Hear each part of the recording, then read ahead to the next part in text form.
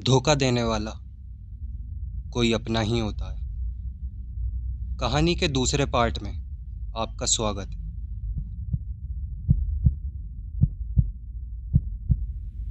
Bruno,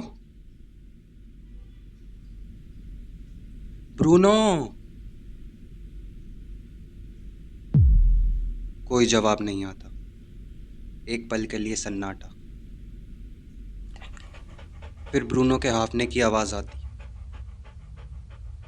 Bruno दरवाजे पर दिखता है और उसके दांतों के बीच में कुछ पकड़ा हुआ होता है। एक नोट। लिंडा उस नोट को ब्रूनो के मुंह में देखकर कांप जाती है। वो तुरंत झुककर ब्रूनो को पकड़ लेती है, उसे अपने पास खींचती है और उसके मुंह में से नोट गिर जाता है। लिंडा उस नोट को उठाने से पहले उसे घूरती है और उसे देखते रहती है। फिर डरते हुए बाद में वो नोट उठा लेती है। उस नोट पर लिखा होता है, someone close to you will bleed today. Linda डर से सहम जाती है। फिर हिम्मत करके एक गहरी सांस लेती है और फिर भागते हुए घर के बाहर जाती है और चारों तरफ देखती है, लेकिन उसे कोई नहीं दिखता। घर के बाहर सब कुछ नॉर्मल है। अब लिंडा को समझ आ गया कि कुछ बहुत गलत है। वो बहुत बेचैन हो जाती है। वापस घर में आकर वो ब्रूनो की तरफ देखती है और फिर हिम्मत करके वो स्टोर रूम में जाकर बेसबॉल बैट निकालती है। फिर वो घर की सारी विंडो लॉक करती है और सारे गेट बंद कर कर ब्रूनो को अपने साथ बेडरूम में बंद कर लेती है। अंदर बेडरूम में जगह बहुत कम है, बस एक बेड। लिंडा अब एक हाथ से बेसबॉल बैट, दूसरे हाथ से ब्रूनो को पकड़ लेती है। वो ब्रूनो को कसकर पकड़ती है। ब्रूनो, मैं तुम्हें कुछ नहीं होने दूंगी। वो अपना फ़ोन चेक करती है। 10:30 बज रहे होते हैं सुबह के। फिर लिंडा और ब्रूनो बेसबॉल बैट के साथ बेड पर स्टैचू की तरह बैठ जाते हैं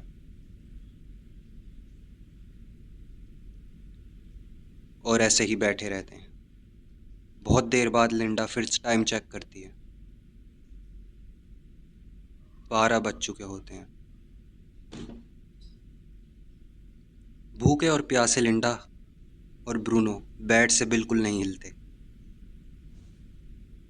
अगर आज रात तक कुछ नहीं हुआ तो हम बिल्कुल सेफ हैं, समझे ब्रूनो? लिंडा ब्रूनो से बोलती है। बहुत समय और बीत जाने के बाद अब शाम हो चुकी है। दोनों उसी बेड पर बैठे रहते हैं। तभी गेट पर खटखटाने की आवाज होती है। लिंडा अचानक से बिल्कुल अलर्ट हो जाती है। वो बैट को कसकर पकड़ लेती है और बोलती है, ब्रूनो, यहाँ से बिल्कुल मत हिलना, बिल्कुल भी नहीं। लिंडा बैट को कसकर पकड़कर गेट की तरफ जाती है और डरते हुए धीरे से हल्का सा गेट खोलती है। सामने हैरिस बैग टांगे खड़ा होता है। इतनी देर क्यों लगा दी? लिंडा गहरी सांस लेती है, बैट को साइड में रखती है और पूरा गेट खोल देती है। तभी वो देखती है कि हैरिस के हाथ पर पट्टी बंधी हुई थी। पट्टी के नीचे से हल्का सा खून का दाग बाहर दिख रहा था। उस खून को देखकर लिंडा की सांसें अटक जाती हैं। ये क्या हुआ हैरिस? लिंडा पूछती है। कुछ नहीं, थोड़ा ऑफिस की सीढ़ियों से फिसल गया था। फिर हैरिस किचन में जाता है, अपने हाथ धोने के लिए टैप खोल देता है। हैरिस, तुम्हें किसी ने मारा था क्या? कैसी बात कर रही हो लिंडा? मुझे क्यों कोई मारेगा? बस सीढ़ियों से थोड़ा सा फिसल गया था। सिंक में हैरिस के हाथ से खून बह रहा होता है। लिंडा उसे बड़ी बड़ी आंखों से देखती रहती है। हैरिस, मुझे तुमसे बहुत बहुत ज़्यादा सीरियस बात करनी है और तुम मेरी बात बिल्कुल ध्यान से सुनोगे। मजाक में बिल्कुल नहीं लोगे, ना ही टालोगे। हाँ ठीक है लिंडा, जो भी है बता देना। पहले जाकर थोड़ा सा डेटॉल ले आओ। हाँ अब मैं लाती हूँ। लिंडा किचन से ड्राइंग रूम में आती है, फिर ब्रूनो को देखती है, उसके सर पर हाथ फेरती है और साइड में से फर्स्ट एड बॉक्स को निकालती है। जैसे ही लिंडा फर्स्ट एड बॉक्स को खोलती है, फर्स्ट एड बॉक्स में जो होता है उसे देखकर लिंडा की रूह कांप जाती है।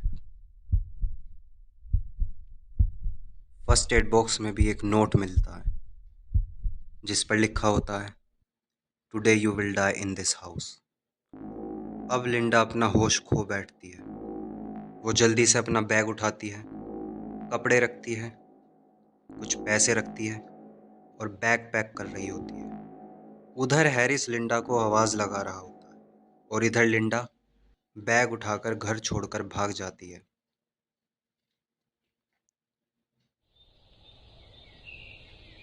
घर में एक अजीब सी खामोशी है।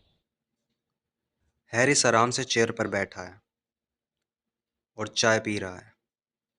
हैरिस का फ़ोन रिंग करता है। वो फ़ोन उठाता है। हैरिस, आपकी वाइफ डिवोर्स पेपर पर साइन करके चली गई है और उसने एलिमोनी में घर का क्लेम वापस ले लिया है। खैर, मेरी जिम्मेदारी थी तुम्हें बताना। हाँ ठीक है। हैरिस कॉल कट कर देता है और अपनी चेयर पर बैठ जाता है वापस। कुछ सोचता है और कुछ महसूस भी करता है। फिर उसकी नज़र टीवी के नीचे वाली टेबल पर पड़ती है जिस पर एक फ़ोन रखा होता है,